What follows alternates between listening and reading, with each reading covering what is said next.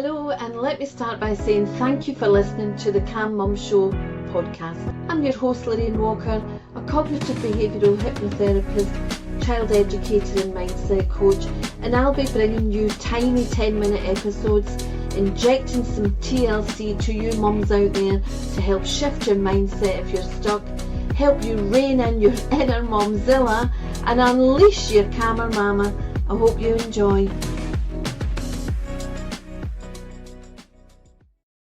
So self-love, self-care is actually about taking care of yourself, taking care of your emotional well-being, your physical well-being, and just your overall health and well-being, and your mental state. So if many people that come into therapy with me, they come with lots of fears, phobias, lacking in self-esteem, self-confidence, and when you strip everything back, it's basically lack of self-worth, lack of looking after themselves, taking care of themselves, and they're giving out the messages to their partners or family, friends, that they don't value themselves and they'll put up with anything. So people talk to them harshly, judge them, understand that self-care is not about being narcissistic,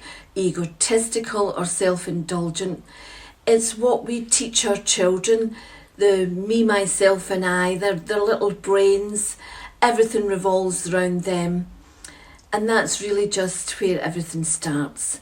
If you can remember when you were a child, or even looking at your own children, when they're under 7, so 7 and under, they live in this imaginary world. They're superheroes. They think they can take on the world. They say, I'm the best. They say, look at me, I'm the pretty princess, or I'm a superhero. They get past 7 and their ego kicks in. They're more exposed to the environment and other people's comments and judgments. They become very self-conscious, and as we grow up through the ages, through the teenage and adolescence and into adult life, we're exposed to many life experiences, and if we don't value ourselves, we allow that self-conscious behaviour spill over into lacking in self-worth. So that's where we attract partners that are not the right partners for us. They play mind games with us, and they actually damage our mental health. And people that are in this situation end up feeling, I'm not good enough, I could never find somebody who would love me. And I'm here to tell you that the most important person in your life to love you is you. And I'm not talking about really self-indulgent behaviour. I'm talking about making sure you get the right sleep, the right exercise, eat the right food, put yourself in environments where you're supported and comforted, not in an environment where you're constantly blasted with judgments, negativity or put downs, because that in the end damages your self-esteem. So hope you will learn that self-love and self-care is a fundamental right that all humans have, and that is to be kind to you. Don't put yourself at the bottom of the pecking order. Don't allow others to chip away at you. You only get this one life. It's not a dress rehearsal, so make sure you're happy. My dad, who's passed away now, left me with this amazing philosophy. You're only on this earth for 30 minutes and 20 minutes is already gone, so make sure the next 10 is your happiest. So take care of you. So love yourself first. And okay, I can sense that some of you may feel uncomfortable with self-love, and maybe a better way of saying it is self-acceptance or self-care. And one of the best ways to build your emotional resilience and overall self-acceptance is to develop self-love.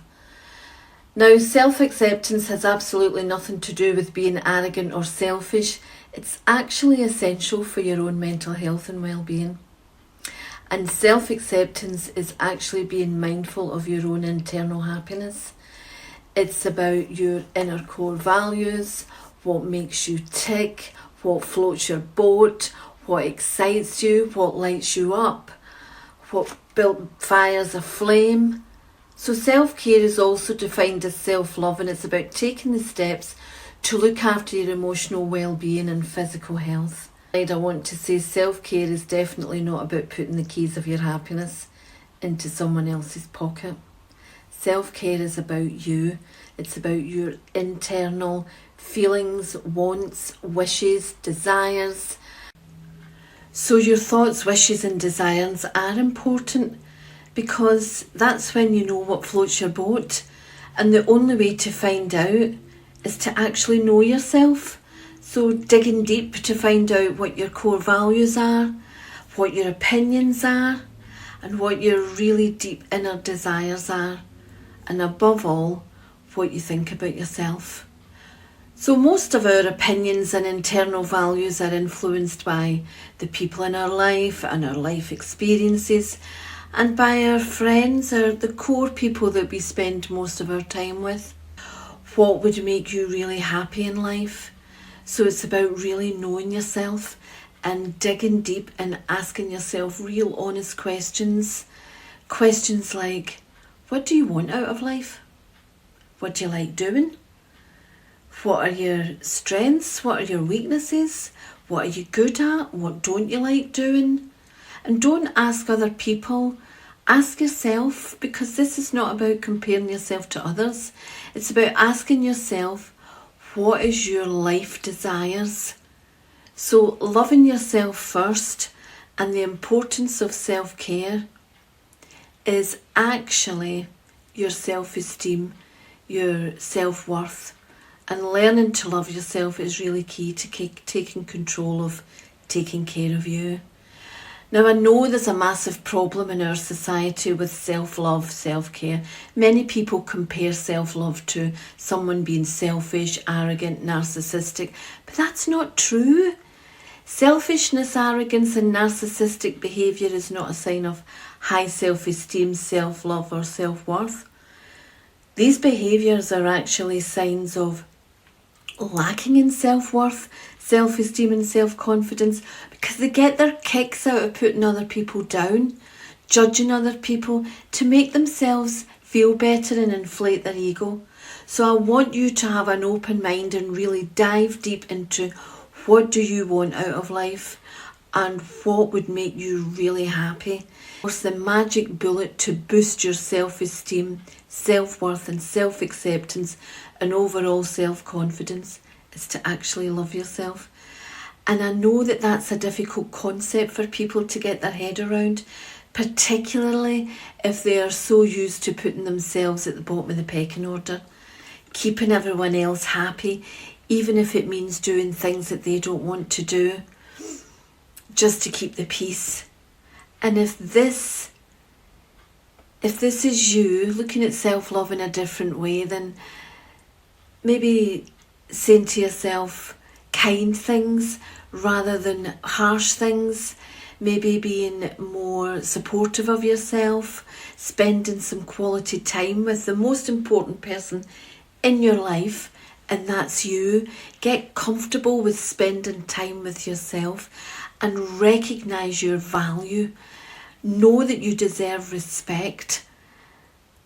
And if you make mistakes, don't beat yourself up for them, and certainly don't let other people beat you up, because you can learn from your mistakes. And anyway, mistakes are life lessons. So remember, self-love is not about being selfish.